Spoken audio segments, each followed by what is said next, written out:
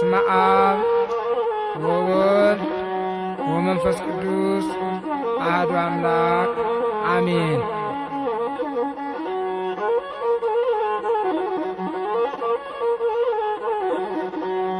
እነሱን እንድናስባቸው ዋጋ በረከት እንድናገኝባቸው ምክንያት ሆነውናል። ሰው ጥሩ ነገር ሲሰራ፣ ሰው ጥሩ ነገር ሲያደርግ በጥሩ ስራው ይጠራል፣ እስከ ዘላለም ሲወሳ ይኖራል። ስምህ ከሕያው ዘኢይመውት፣ ስምህ ሕያው ለዘላለም ነው። ሰው በዚህ ምድር ቢኖር 70 እና 80 ዓመት ነው። ከዚያ በላይ ድካም ነው። በተሰጣቸው ኃላፊነት በተሰጣቸው አደራ ግዴታቸውን ተወጥተው ለሀገር ለወገን ሆነው አርአያ የሆኑትን አርአያ ሆነን እኛ ተሰብስበናል። ስለዚህ ክርስቲያኖች እነዚህን አባቶቻችንን ዘውትር ልናስባቸው፣ ከምንም በላይ ደግሞ ስራቸው ሲዘከር ይኖራል። መልካም ስራ፣ ጥሩ ስራ። አሁን እኔ እዚህ ቁሜ ሳስተምር እዚህ ቁሜ ለማስተማሬ ምክንያት ማን ናቸው ብሎ ከጠየቀ ያው ቅዱስነታቸው ነው። ቴዎሎጂውን ባይከፍቱት ገብተን ባልተማረ ሌሎች አባቶችም ምክንያት ቢሆኑን እዚህ አሁን ትምህርት ሌላ ያስፈልገውም። እዚህ ያሉትን አባቶች ከየት መጣችሁ እነማን ናችሁ ብላችሁ ጠይቋቸው።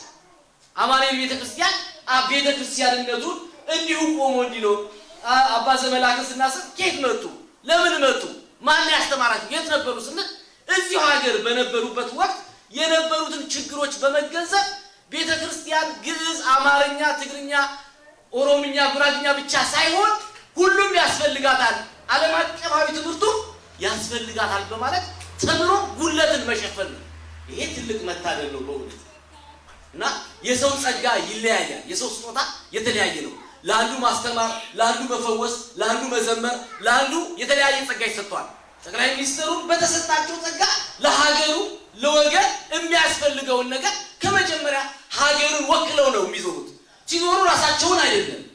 እያንዳንዳችሁ ራሳችሁን ጠይቁ። ሀገር መምራት አይደለም ቤታችሁን እንዴት ነው የምታስተዳድሩት? ልጆቻችሁን ለመምራት ወንድምና እህት እንዳይጣሉ እኩል ለመምራት አትቸገሩም ወይ? ልብስ ስንገዛ፣ ደብተር ስንገዛ፣ የሚያስፈልጉ መሰረታዊ ነገሮች ስንገዛ፣ ጫማ ስንገዛ እንጨነቃለን እኮ አይደል? ለአንዱ ገዝቼ ለአንዱ እንዳላዳላ አገርን ማስተዳደርማ እንዴት ከባድ ነው። ሰው ስራ ሲሰራ ይተቻል። ቁጭ ካልን የተኛ ሰው ማንም አይነካው ማለት ነው። ስራ ሲሰሩ ግን መተቸት አይቀርም። ተተችተናል ብለው ስራ ቢያቆሙ ኑሮ ዛሬ እስከ መጨረሻ ድረስ ሰርተው ህዝባችን ምስክር ባልሆነባቸው ነበር። የጎረፈው እንባ ዝም ብሎ የመጣ አይደለም። ስራ የቀሰቀሰው ነው። ውስጡ የተነካበት ነው። ማንነቱ የታየበት ነው። እኛም አሁን ካለፉት አባቶቻችን የምንማረው ስራ ሰሪዎች እንድንሆን ነው። ዛሬም የሚያወሩ ይኖራሉ። ትናንት ሲያወሩ የነበሩ ነገም ያወራሉ። ነገር ግን ወሬ ተወራ ተብሎ ስራ ከመስራት አይቆጠርም። ሰው መሞት እኮ አይቀርም። ሞት ለማንኛውም ሰው ያለ ነው።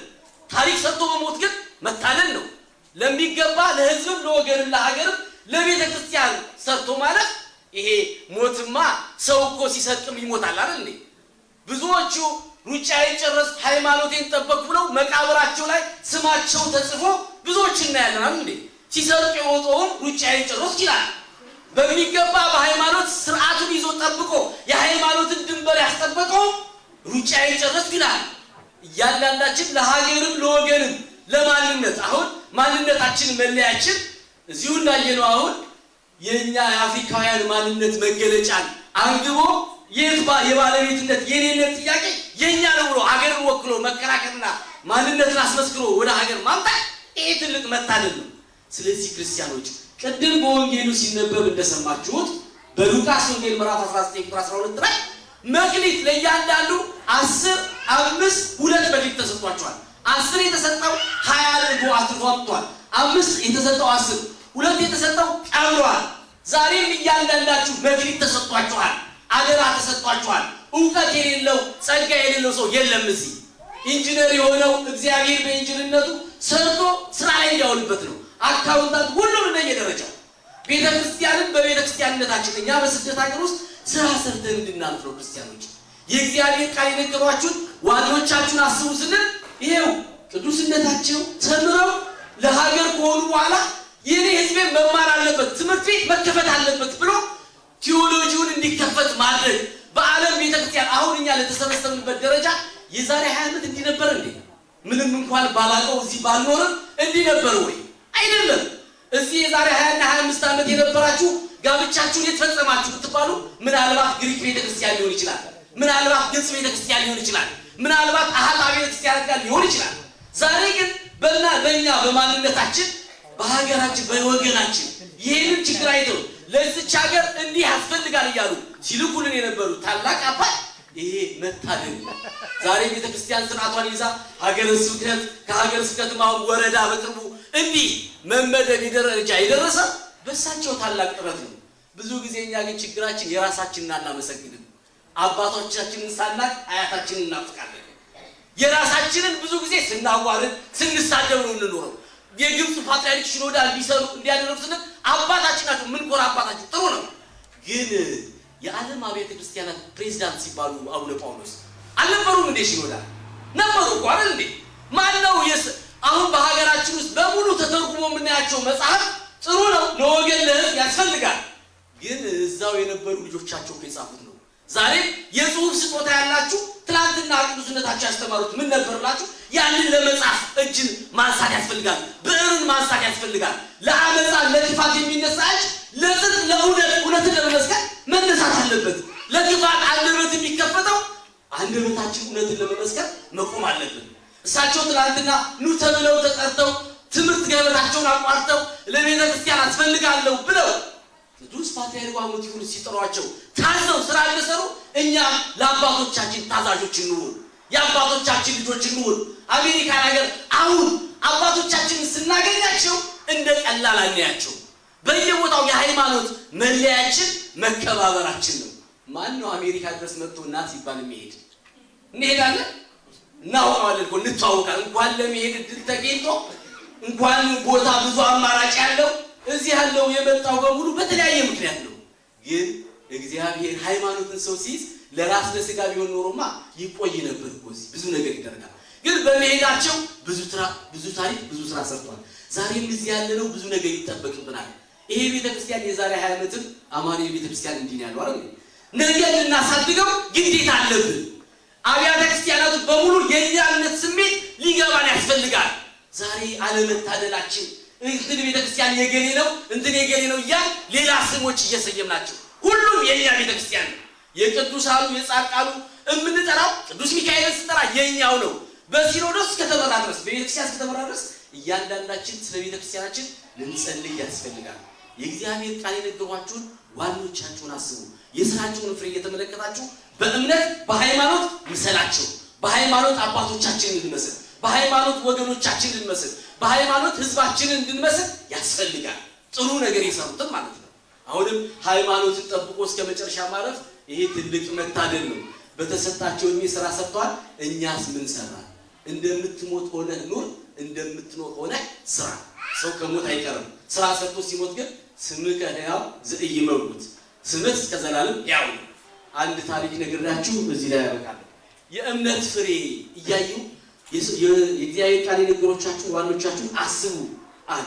ዋኖቻችን የሃይማኖትም በቤተክርስቲያንም በሀገርም በሚገባ የሚመሩትን ጥሩ ሰዎችን ልንመስል ግዴታችን ነው። ለምን መጥፎም አለ። በእግዚአብሔር ስራ ላይ የገባ አንድ ጣፋጭ ታሪክ የሚለው ላይ የተጻፈ አንድ ታሪክ ልንገራችሁ። አንድ ሰው ነበረ ይባላልና በመንገድ ሲሄድ በእግዚአብሔር ስራ ላይ መፈላሰፍ ጀመረ። ምን አለ? አይ እግዚአብሔር አለ። ሾላ ዛፍን አይቶ ሾላን የሚያክል ትልቅ ዛፍ ትንሽ ሾላ እዛ ላይ ተንጠልጥሎ አስቀምጧል። ዱባን የሚያክል ትልቅ ነገር በትንሽ ሐረግ ላይ አስቀምጧል። እግዚአብሔር ዱባን ትልቁ ነገር በትልቁ የሾላ ዛፍ ላይ ቢያስቀምጠው፣ ሾላዋን ትንሿን ደግሞ በትንሿ ሐረግ በዱባ ሐረግ ቢያስቀምጠው መልካም ነበር። በመንገድ እየሄደ ፀሐይ ጠነከረበትና ወደ ሾላ ዛፍ ጋደም ማለት ጋደም ሲል ሾላዋ ከላይ ወድቃ አናቱን መታቸው። ልክ ሲያይ ሾላ ነች። ወይ ጉድ! በአንተ ስራ ገብቼ አንተ ልክ ነህ። ዱባ ሆኖ ቢሆን ኖሮ ምን ይሻለ ምን ይውጠኝ ነበር። ተመልከቱ ማንነትን እኛ ሰዎች የምንወስነው ውሳኔ በራሳችን ላይ ሞት የሚያመጣልን የእግዚአብሔር ቃል የነገሩንን አባቶቻችንን በሚገባ እድሜ ጊዜ ሀገር ወገን ያስተማራቸው ይህንን ሁሉ ታግዘው በእግዚአብሔር ስራ ላይ ሳንገባ አሁንም እዚህ ደርሰው እንዲህ ለማስተማር እንዲህ ለማለት የበቁት ቅዱስ አባታችንም ዝም ብሎ አይደለም መታሰር አለ ታልፏል፣ መገላታት አለ ታልፏል። ችግር ሊኖር ግድ ነው። ሰው ያለ ችግር አልጋ ባልጋ መንገድ አይኖርም። እንኳን መንፈሳዊ ነገር ስጋዊ ነገር እንኳን አልጋ ባልጋ አይደለም። እኛ እዚህ የመጣንበት ሀገር 16 ሰዓት እየደከምን ምሰራ ያው በልተን ላንጠግብበት ጠጥተን ላረካበት ደስታ ምንም ደስታ እንኳን ጠፍቶብን እውነተኛ ሳቃለ እንዴ ኦሪጂናል ሳቅ ቆጠፍቶብናል አይደል እንዴ? ከስተመር ሰርቪስ ሳቅ ነው ያለን። ማንነታችንን ዘግተን በጭንቀት እንዴ አሜሪካ ስንመጣ እኮኛ ሰላሙ ሁሉ ደስታ ምንም ጭንቀት የሌለ ነበር እኮ ይመስል። ይሄ ስጋዊ ነገር ነው። መንፈሳዊ ነገርማ እንዴት ይበልጣል። ስለዚህ ክርስቲያኖች የእግዚአብሔር ቃል የነገሩ ዋኖቻችንን አስበን አባቶቻችንን አስበን እኛም የሥራ ሰዎች ተናጋሪዎች ብቻ እንዳንሆን እነሱ የሰሩትን እኛ ምን እንሰራ ሀገራችንን እናበለጽግ ህዝባችንን ወገናችንን አርአያ ምሳሌ እንድንሆን የአምላካችን ክርስቶስ ፈቃድ ይሁን። እናቶች የብፁዕ ቅዱስ አባታችንን በረከት ይደርብኝ ያልኩ የቅዱስነታቸውን አጭር የሕይወት ታሪክ አቀርባለሁ። የብፁዕ ቅዱስ ዶክተር አቡነ ጳውሎስ ቀዳማዊ ፓትርያርክ ርዕሰ ሊቃነ ጳጳሳት ዘኢትዮጵያ ሊቀ ጳጳስ ዘአክሱም ወዕጨጌ ዘመንበረ ተክለ ሃይማኖት፣ የዓለም አብያተ ክርስቲያናት ምክር ቤት ፕሬዚዳንት፣ የዓለም ሃይማኖቶች ለሰላም የክብር ፕሬዚዳንት፣ የዓለም የሰላም አምባሳደር አጭር የሕይወት ታሪክ።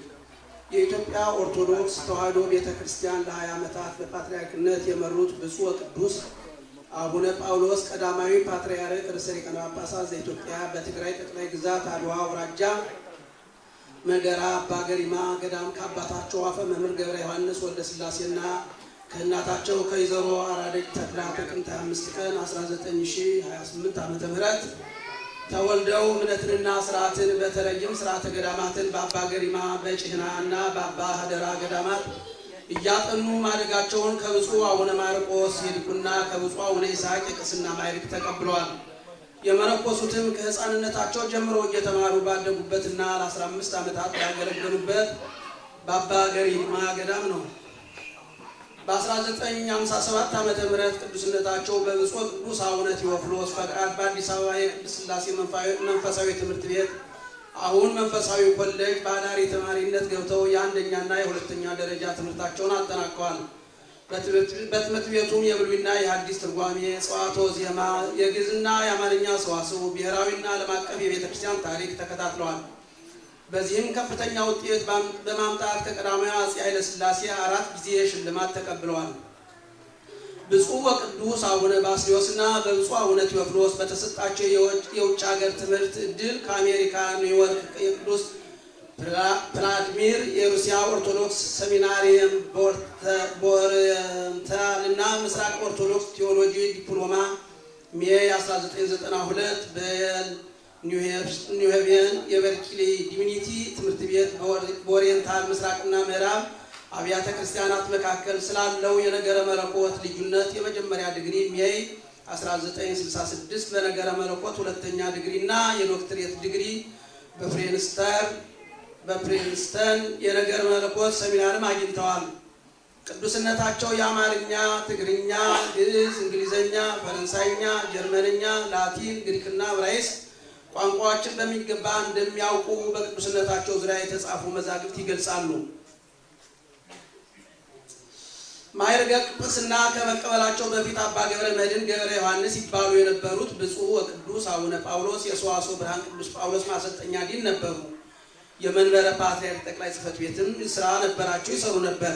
የብፁዕ ወቅዱስ አባታችን አገልግሎት በሀገር ውስጥና በውጭ ለ8 ዓመታት በመንበረ ጸባዖት ቅድስት ሥላሴ ካቴድራል በመደበኛ ቀዳሽነት አገልግለዋል።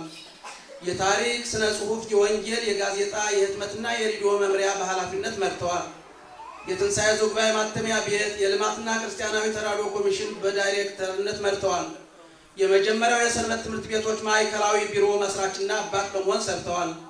እንደ አውሮፓ አቆጣጠር ከ1967 ዓ.ም ጀምሮ የኢትዮጵያ ኦርቶዶክስ ተዋሕዶ ቤተክርስቲያን ወኪል በመሆን በዓለም አብያተ ክርስቲያናት ማህበር፣ በባይብል ሶሳይቲ፣ በዓለም አብያተ ክርስቲያናት ማህበር እርብና ኢንዱስትሪያል ሚሽን ለ7 ዓመታት ያህል በዓለም አብያተ ክርስቲያናት ማህበር እምነት እና ስርዓት ኮሚሽን እንደ አውሮፓ አቆጣጠር ከ1967 ጀምሮ በስደት በኒውዮርክ የመድኃኔዓለም ቤተክርስቲያን፣ በዳላስ ቴክሳስ የደብረ ምሕረት ቤተክርስቲያን፣ በካሊፎርኒያ የደብረ ጽዮን ቅድስት ማርያም፣ በሳንዲያጎ ካሊፎርኒያ የደብረ ሰላም ቅዱስ ገብርኤል፣ ታምፖ ፍሎሪዳ የኪዳነ ምሕረት ቤተክርስቲያንና የተለያዩ ማህበራትን አቋቁመዋል።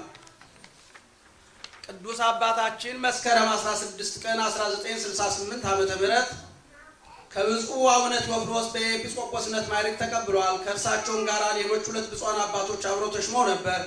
በወቅቱ በነበረው የደርግ ስርዓት ሹመቱ ከእውቅና ውጪ የተሰጠ ነው በሚል ለ7 ዓመታት እስር ተዳርገው የቆዩት ብፁዕ ቅዱስ አቡነ ጳውሎስ በዓለም አብያተ ክርስቲያን ምክር ቤት ቋሚ ኮሚቴዎችና ልዩ ልዩ የሥራ ክፍሎች የኢትዮጵያ ኦርቶዶክስ ተዋሕዶ ቤተክርስቲያን ወክለው ስብሰባዎችን ተካፍለዋል።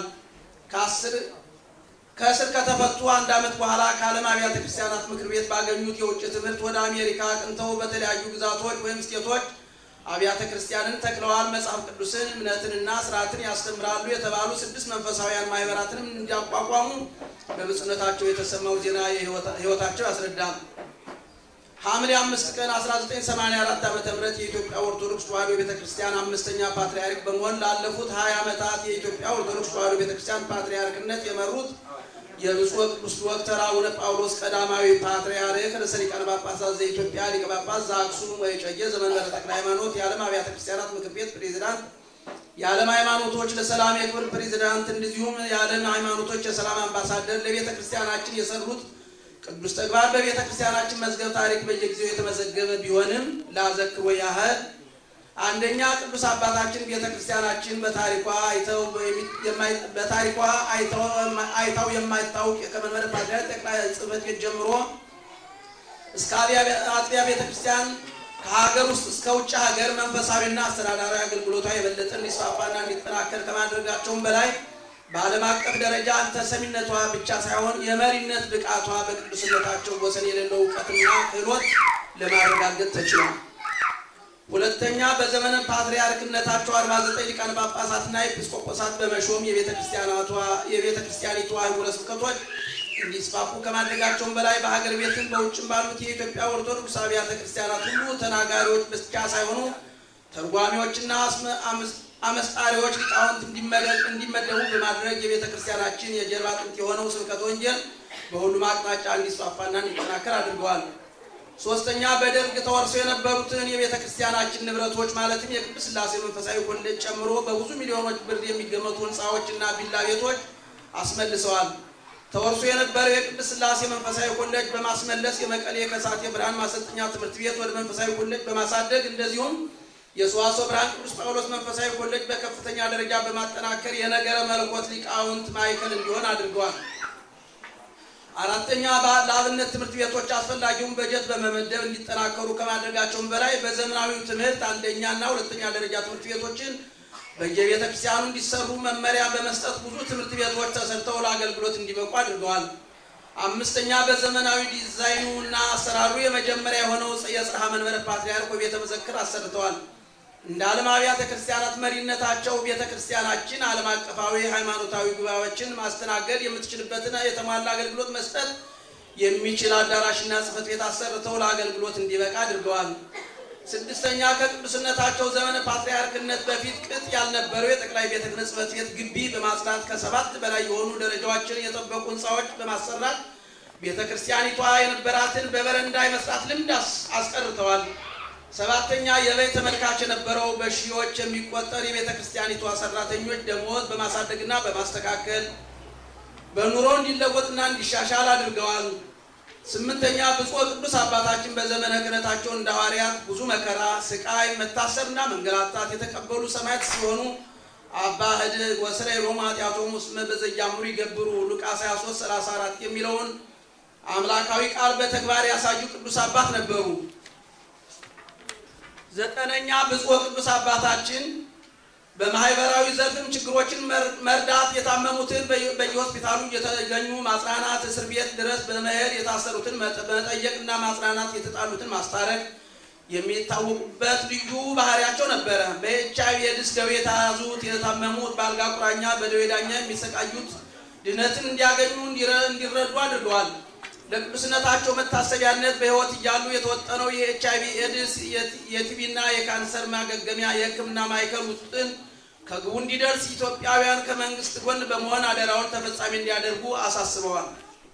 አስረኛ በተለይም በዓለም ክርስቲያኖች ዘንድ ትልቅ ከበሬታና መወደድን ያተረፈላቸው በዓለም አብያተ ክርስቲያናት መካከል ሰላምና አንድነት እንዲኖር የነበራቸው ከፍተኛ የመሪነትና የማስተባበር ቁርጠኛ አቋም ነው። ከተባበሩት መንግስታት የስደተኞች ከፍተኛ ኮሚሽን፣ የናንሰን ሚዳሊያ ከፖርቱጋልና ስፔን መንግስታት ከፍተኛ ኒሻን፣ ከኢየሩሳሌም ቅዱስ ዮሐንስ የማልታ ክርስቲያናዊ ንቅናቄ ዓለም አቀፍ ድርጅት ታላቁን ባለክንፍ መስቀል ኒሻን ተሸልመዋል።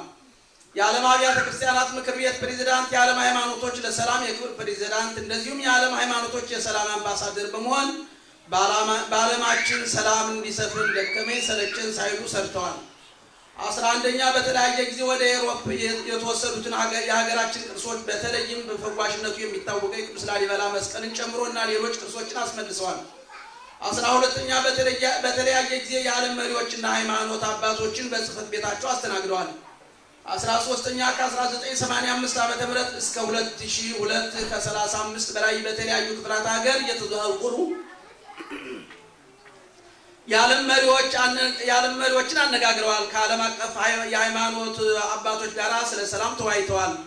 ከነዚህም መካከል የአሜሪካው ፕሬዝዳንት የነበሩት ሚስተር ክሊንተን በ1993 ዓ.ም ከተባበሩት መንግስታት ዋና ጸሐፊ ኮፊ አናን በ1998 ዓ.ም የአክሱም ሐውልት የሚመለስበትን ሁኔታ ለመነጋገር ከፓፕ ዮሐንስ ጳውሎስ ዳግማዊ በ1985 14ኛ በመጨረሻም ቅድመ ልደተ ክርስቶስ መስዋዕተ ኦሪት የተሰዋባት ልደተ ክርስቶስ በመስዋዕተ ሐዲስ የከበረች የጽላተ ሙሴ መንበር በሆነችው በርዕሰ አድባራት ወገዳማት አክሱም ጽዮን የሚገኙትን ንዋያተ ቅድሳትና ቅርሶች በዘመናዊ መልክ ተደራጅተው ለእይታ የሚበቁበትን አንድ ታላቅ ታሪካዊ ቤተ መጻሕፍት መዘክር ለማሰራት በማቀድ ፕላኑ በግሪኮችና ባለሙያዎች እንዲጠና በማድረግ የግንባታው ስራ አስጀምረው በማሰራት ላይ ሳሉ አዳም መሬት አንተ ወትገብ ውስተ መሬት የሚለው መለኮታዊ ቃል ደርሶ ያለ ጣርና ስቃይ በ76 ዓመታቸው ከዚህ ዓለም በሞት ተለይተውናል።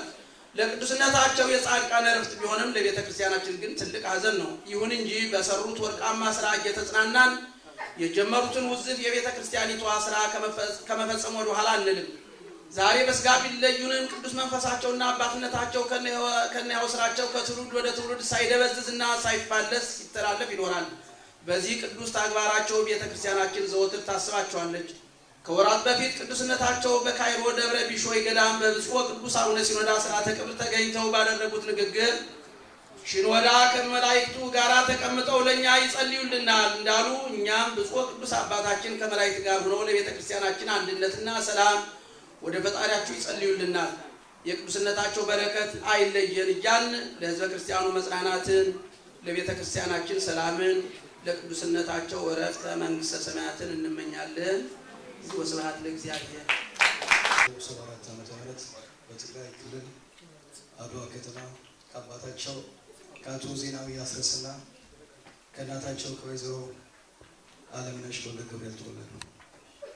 አቶ መለስ ለቤተሰባቸው ሶስተኛ ልጅ ናቸው። አንደኛ ደረጃ ትምህርታቸውን በአድዋ ንግሥተ ሳባ፣ ሁለተኛ ደረጃ ትምህርታቸው ደግሞ ባሳዩት ከፍተኛ ትምህርት አቀባበል ከመላው ኢትዮጵያ ተመርጠው ተማሪዎች መካከል አንዱ ነበሩ። በመሆኑም በአዲስ አበባ ጀነራል ወንጌል ትምህርት ቤት ተከታትሏል። በ1965 ዓ.ም የአዲስ አበባ ዩኒቨርሲቲን በመቀላቀል የሕክምና ትምህርታቸውን ሲከታተሉ በወቅቱ የነበረው የብሔራዊ ጭቆናን ለመታገል ህዝባዊ ሓርነት ትግራይ በመቀላቀል በረሃ ገቡ።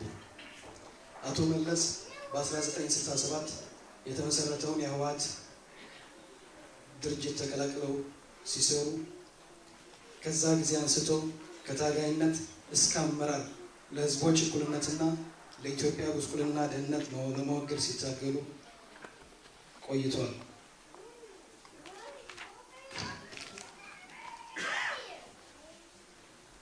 አቶ መለስ ባደረባቸው ህመም ምክንያት በአውሮፓ ሕክምናቸውን ሲከታተሉ ከቆዩ ከሁለት ወር በኋላ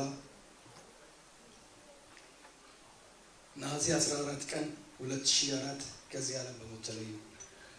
አቶ መለስ የሶስት ልጆች አባት ናቸው። ለሁሉም ቤተሰቦች፣ ለወላጆች፣ ለዘመዶችና ለመላው ኢትዮጵያ ሕዝብ ጽናትን እንመኛለን። Abuna Paulos, and this is as follows.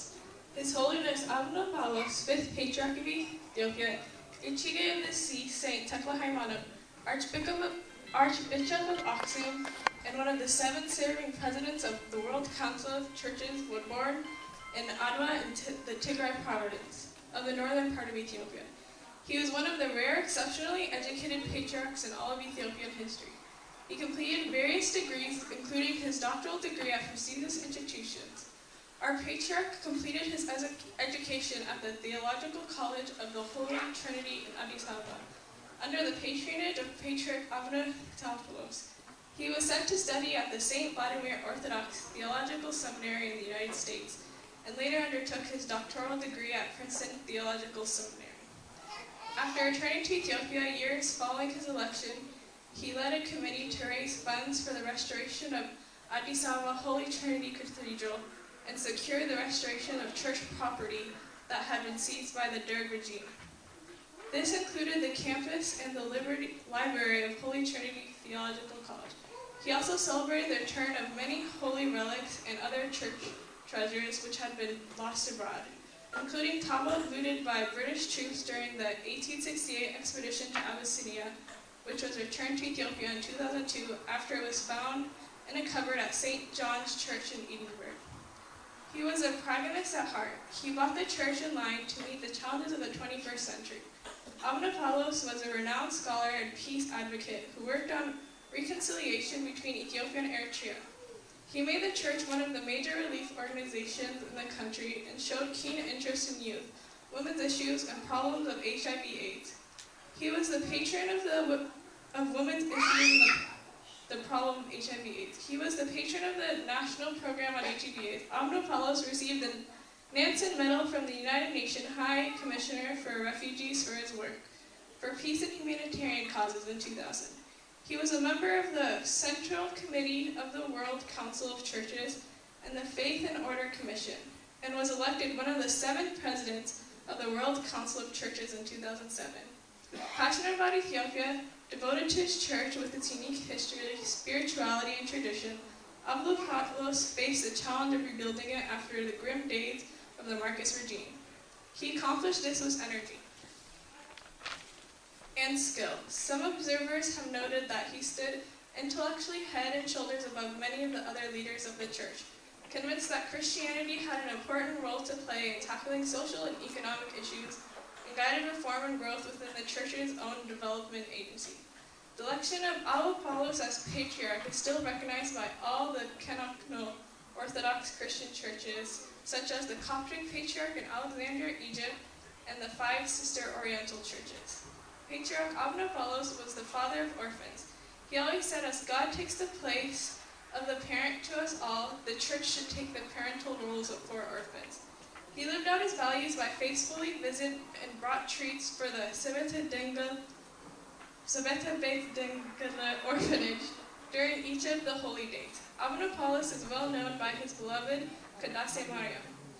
God blessed him with an incredible voice, and he was performing it until the end of his life. He faithfully preached the kingdom of God and spread the gospel of Jesus to those who had not heard. This resulted in believers and baptism in different villages he visited. He will be remembered in the hearts of orphans and the many people who were honored to experience his life here on earth. May the soul of his holiness rest in paradise, in the heavenly Jerusalem as Jesus promised, resting in the bosom of our forefathers, Abraham, Isaac, and Jacob, with all the martyrs, cross-bearers, and saints, and all those who bless God from Adam to the end of the world. And may his holy blessing be with us all. Amen.